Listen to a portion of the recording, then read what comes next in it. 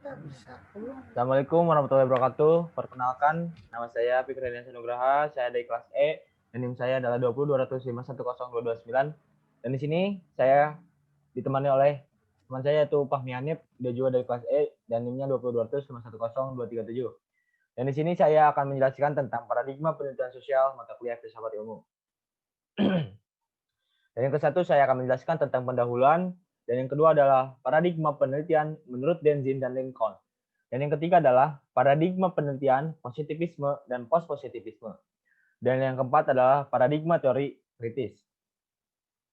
Dan yang ke-1 adalah paradigma memiliki pengertian. Dan pengertiannya adalah konsentrasi teori, pertanyaan, pendekatan, serta prosedur yang dipergunakan oleh suatu nilai dan tema pemikiran. Konsentrasi ini dikembangkan dalam rangka memahami kondisi sejarah dan keadaan sosial untuk memberi kerangka konsepsi dalam memberi makna realitas sosial. Paradigma merupakan tempat seseorang berpijak dalam melihat suatu realitas. Dan paradigma memiliki hubungan, dan yaitu adalah hubungan antar paradigma. Dan yang pertama adalah paradigma lama mati diganti paradigma baru dan seterusnya. Seperti itu, hal itu hanya terjadi dalam ilmu alam. Dan yang kedua adalah antar paradigma saling berhadapan, vertikal, saling kritik, dan saling bergantian menghegemoni. Dan yang ketiga adalah terjadi dialog antar paradigma pada era yang sama. Dan perbedaan antar paradigma. Yang pertama adalah epistemologis, yang menyangkut asumsi mengenai hubungan antara peneliti dan yang diteliti dalam proses memperoleh pengetahuan mengenai objek. Yang kedua adalah ontologi. Ontologi adalah yang berkaitan dengan asumsi mengenai objek atau realitas sosial yang diteliti. Dan yang ketiga, metodologis, yang berisi asumsi-asumsi yang mengenai bagaimana cara memperoleh pengetahuan mengenai suatu objek pengetahuan. Dan aksiologis, yang berkaitan dengan posisi value judgment, etika pilihan moral peneliti dalam suatu penelitian. Dan yang kedua adalah paradigma penelitian.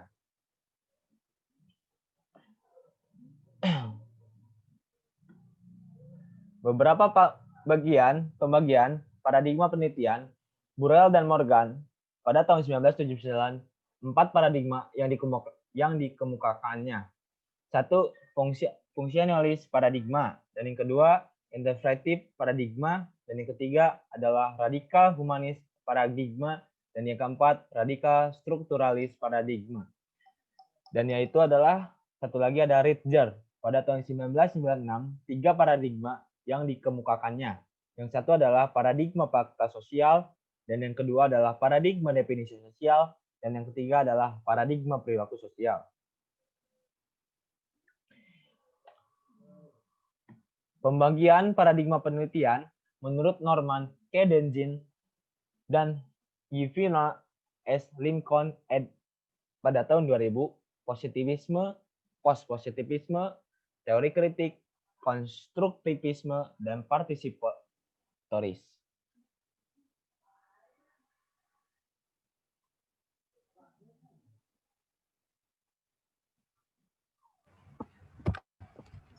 Untuk yang ketiga, ada positivisme. Positivisme merupakan usaha membersihkan pengetahuan dari kepentingan dan awal dari usaha pencapaian cita-cita memperoleh pengetahuan untuk pengetahuan, yaitu terpisahnya teori dari praksis.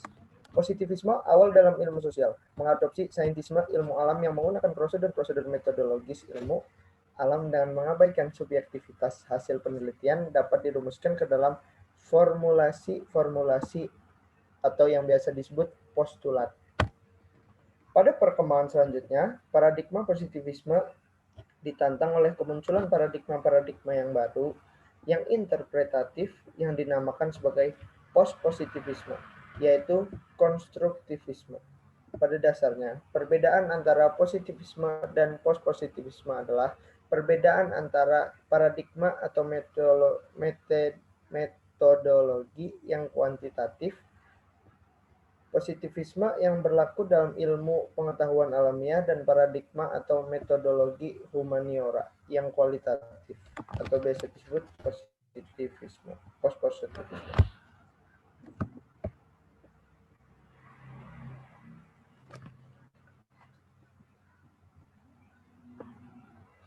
Itu tadi positivisme. Kali ini saya akan menjelaskan tentang post-positivisme. Pada dasarnya, perbedaan antara positivisme dan post-positivisme adalah perbedaan antara paradigma atau metodologi yang kuantitatif yang berlaku dalam ilmu pengetahuan alamiah dan paradigma atau metodologi humaniora yang kualitatif.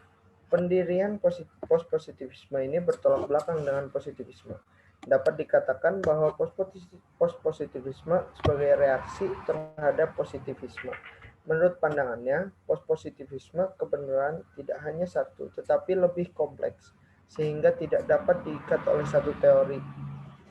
Salah satu paradigma non-positivisme adalah paradigma interpretif.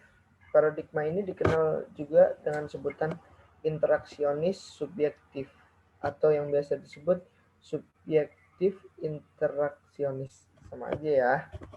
Hakikat paradigma ini meyakini bahwa realitas sosial secara sadar dan aktif dibangun sendiri oleh individu-individu, sehingga setiap individu mempunyai potensi untuk memaknai setiap perbuatan yang dilakukan.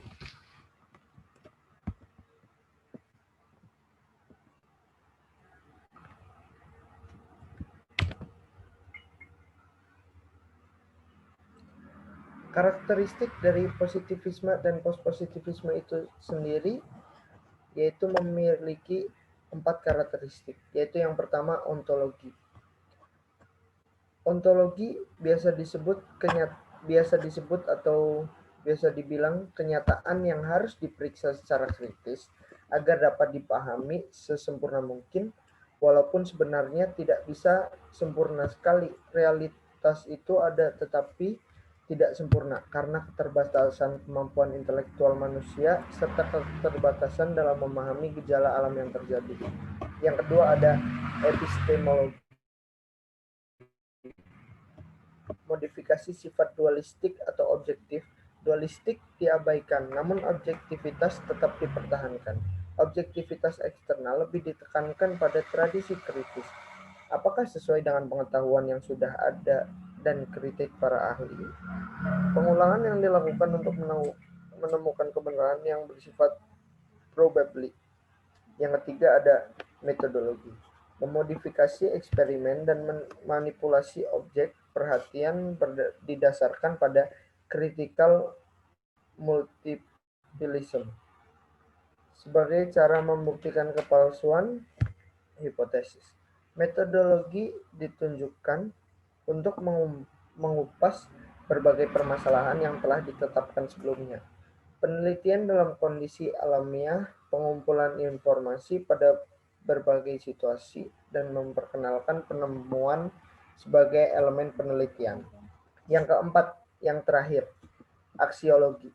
Seperti pada positivisme, nilai etika dan pilihan moral harus berada di luar proses penelitian. Penelitian harus dapat membebaskan diri dari objek yang sedang dikaji, karena sikap ilmiah menghendaki adanya jarak yang menetralisir kedudukan peneliti. Sikap yang diambil oleh pihak positivisme, post-positivisme, lebih reaktif, sebab sudah mulai didasari bahwa objektivitas mulai diragukan. Bisa ke halaman selanjutnya, Mas?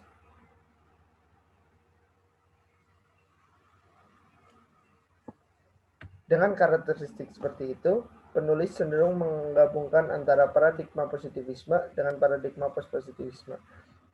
Alasannya, kedua paradigma itu menempatkan ilmu sosial seperti halnya ilmu alam dan ilmu fisika, dan sebagai metode yang terorganisir untuk mengkombinasikan deduktif logik dengan pengamatan empiris guna secara probabilistik menemukan atau memperoleh konfirmasi tentang hukum sebab akibat yang bisa digunakan memprediksi pola-pola dari gejala sosial. 4. Teori kritis.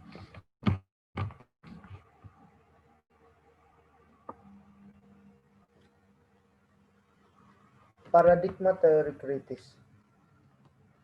Perkembangan teori kritis paradigma ini, aliran pemikiran kritis mulai berkembang sekitar tahun 1920-an abad ini.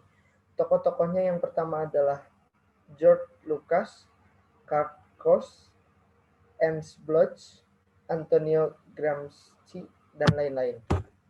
Salah satu aliran dalam keseluruhan gaya pemikiran kritis yang berinspirasi pada filsafat Marx itu adalah apa yang kemudian disebut sebagai teori sosial kritis atau sering disingkat teori-teori kritis.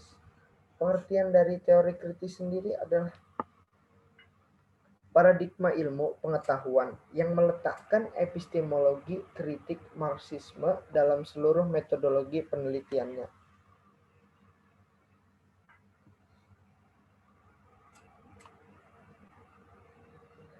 Proyek utama, pembebasan nilai dominasi dari kelompok yang ditindas. Hal ini akan mempengaruhi bagaimana paradigma kritis mencoba membedah realitas dalam penelitian ilmiah, termasuk di dalamnya penelitian atau analisis krisis tentang teks media.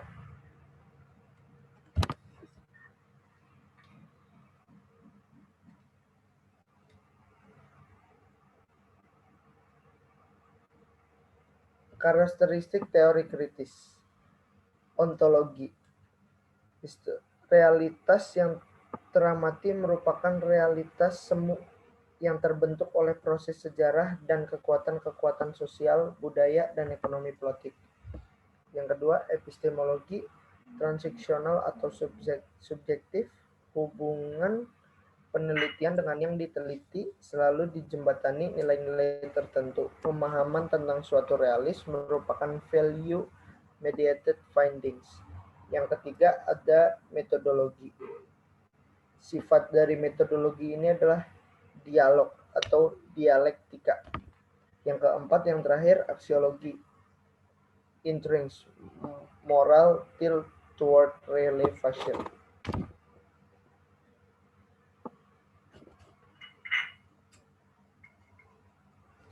Ciri-ciri dari karakteristik teori kritis. Ciri pertama, ciri pemahaman paradigma kritis tentang realita. Ciri kedua, ciri tujuan penelitian paradigma kritis. Ciri ketiga, ciri titik perhatian penelitian paradigma kritis. Ciri keempat, pendasaran diri paradigma kritis mengenai cara dan metodologi penelitiannya.